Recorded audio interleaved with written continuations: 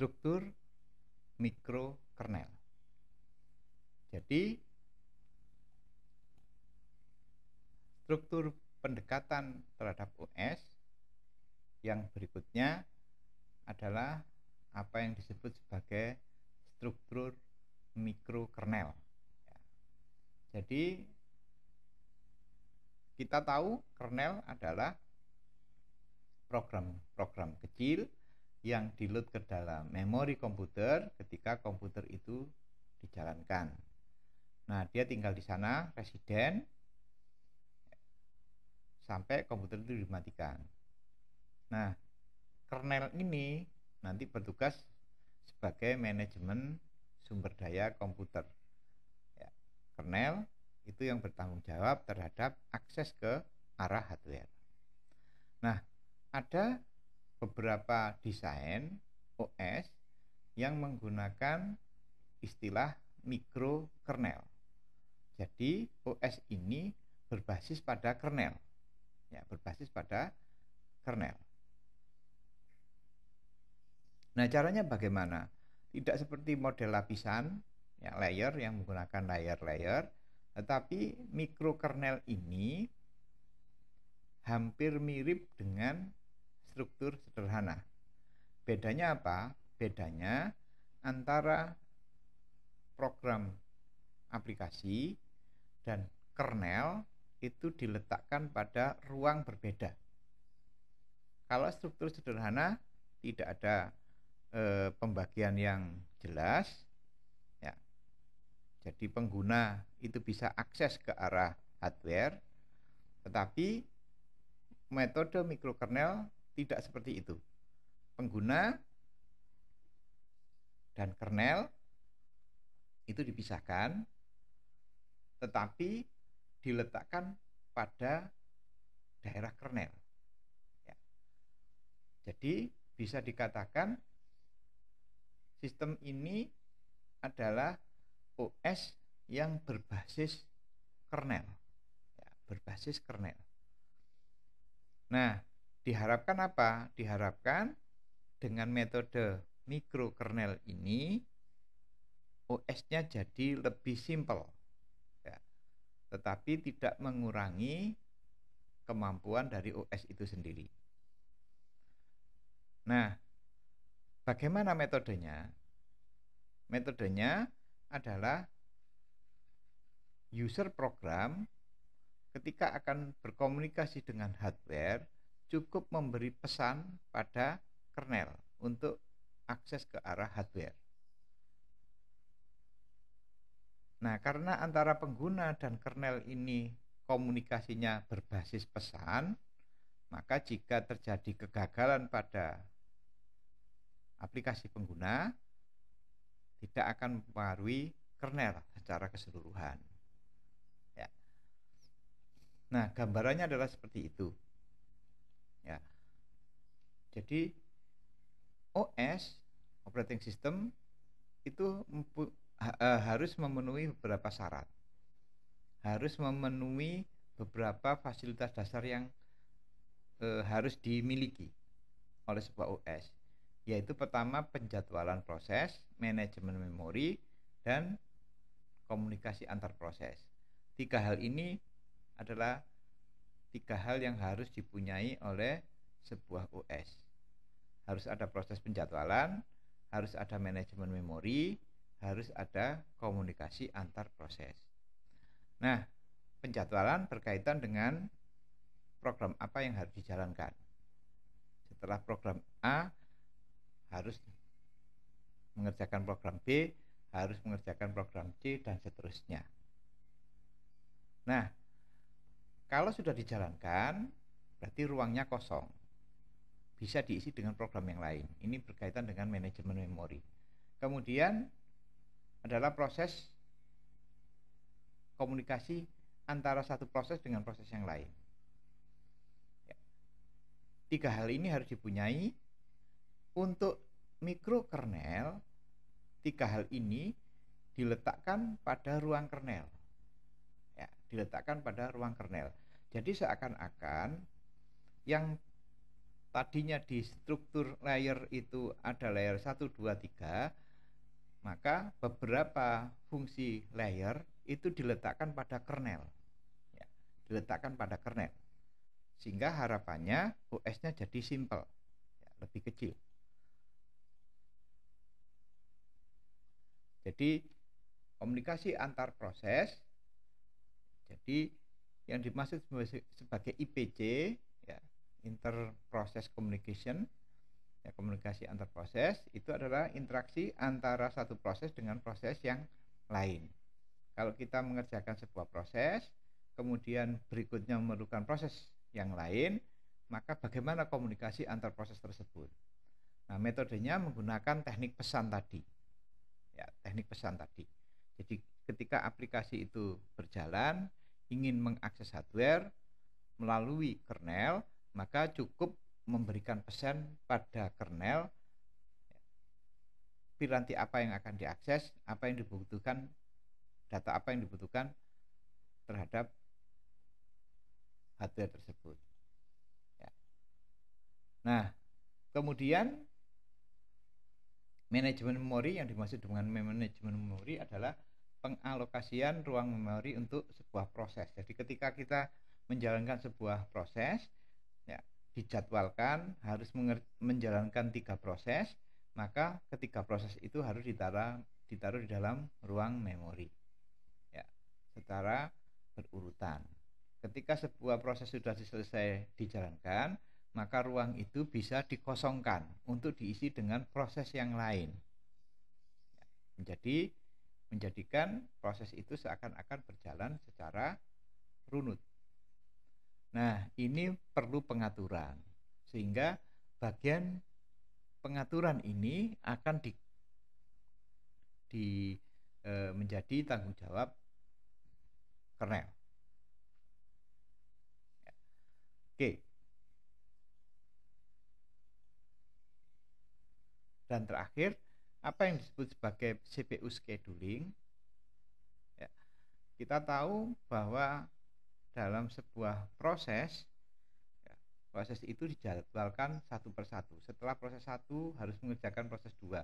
Setelah proses 2 harus mengerjakan proses 3. Ini yang disebut sebagai scheduling. Sedangkan memory management, setiap kali proses itu akan dijalankan, maka proses itu dimasukkan di dalam memori untuk dijalankan. Jadi antara bagian 2 dan 3, memory management dan CPU scheduling, itu adalah 2 hal yang saling melengkapi. CPU scheduling adalah penjadwalan eksekusi proses. Ya. Ketika CPU akan menjalankan sebuah proses, maka proses itu harus dijadwalkan, ditata dengan benar, ya, untuk kemudian dieksekusi satu persatu. Eksekusi baru dapat dilaksanakan kalau proses itu sudah di-load ke dalam memori. Ya.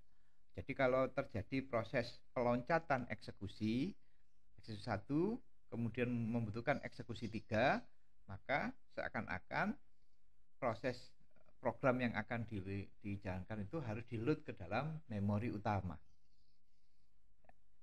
Jadi bisa dikatakan antara CPU scheduling dan memory management ini adalah sebuah proses yang saling berkaitan.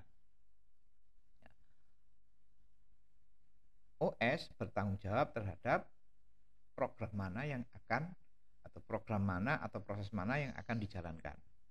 Disusun satu persatu. Ya.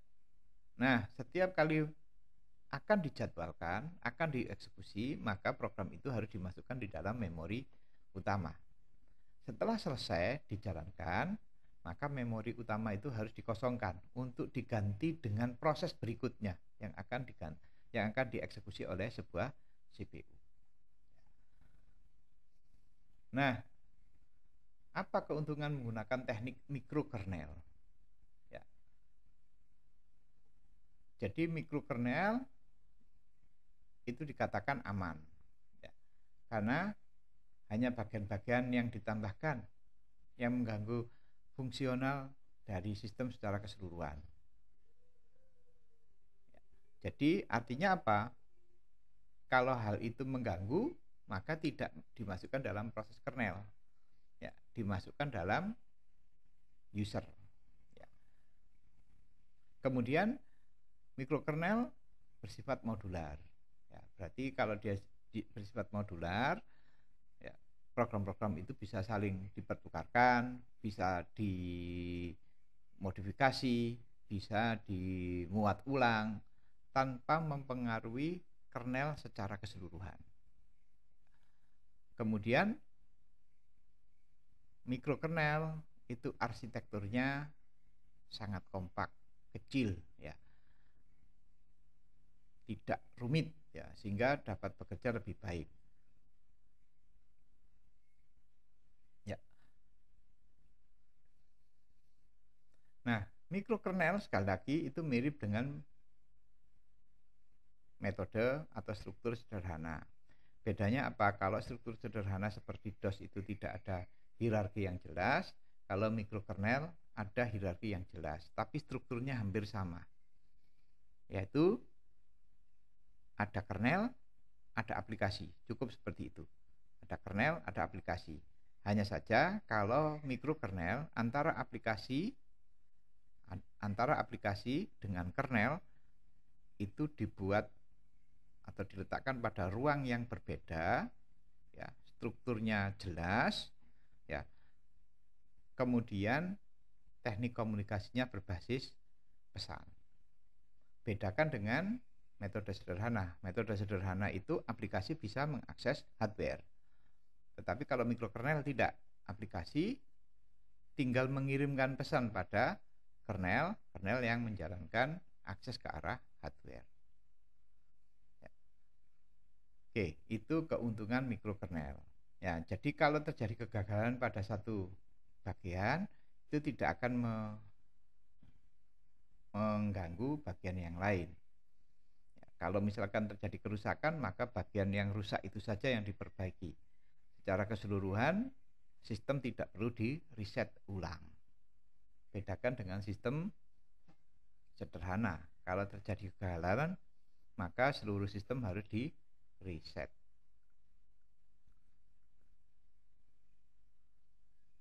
Nah, kerugiannya apa?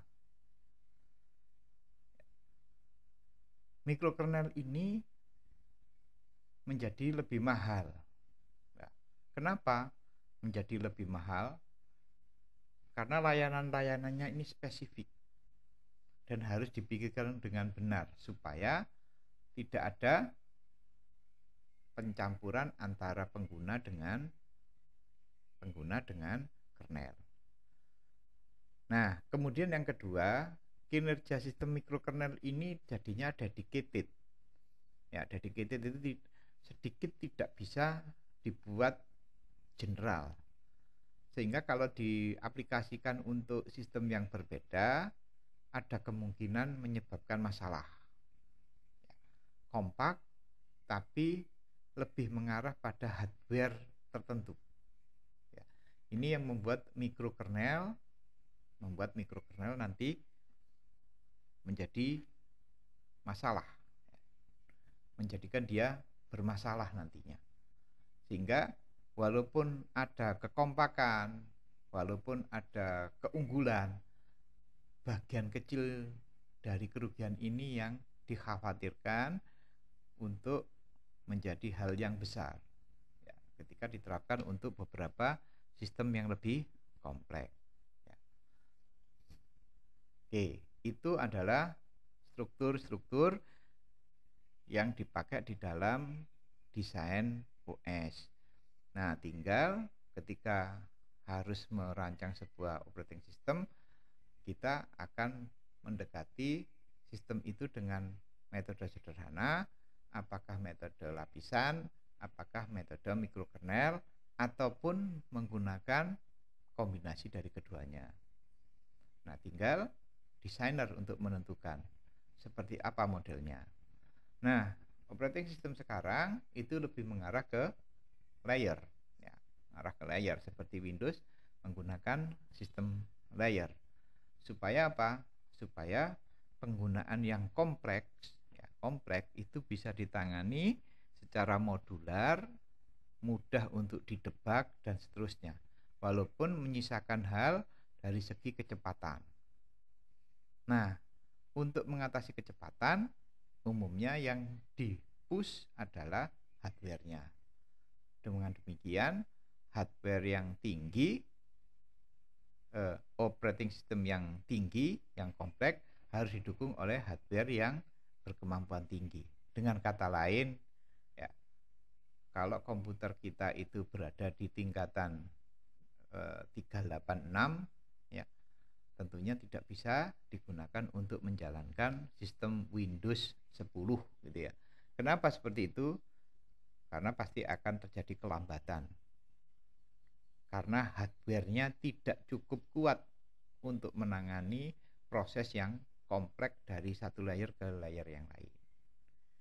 Saya kira itu penjabaran untuk struktur OS. Semoga dapat dimengerti. Silakan diperkaya dengan sumber-sumber yang lain. Selamat bekerja. Assalamualaikum.